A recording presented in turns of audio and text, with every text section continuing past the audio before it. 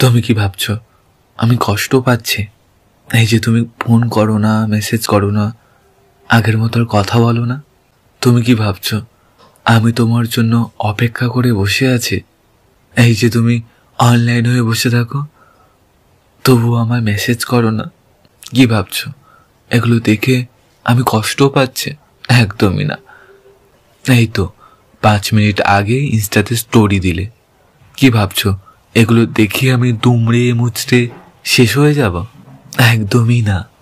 কারণ আমি বুঝে গেছি আমায় ছাড়া তুমি দিব্যি ভালো থাকতে পারবে না। আমাদের কোনো বিচ্ছেদ হয়নি, শুধু যোগাযোগটা বন্ধ হয়েছে মাত্র।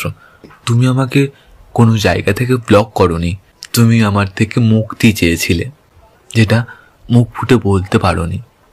হঠাৎ করেই তুমি যোগাযোগ বন্ধ করার একটা অজুহাত খুঁজছিলে, আর সেটা যখন পেয়ে গেলে তখন সব সম্পর্কের ইতি।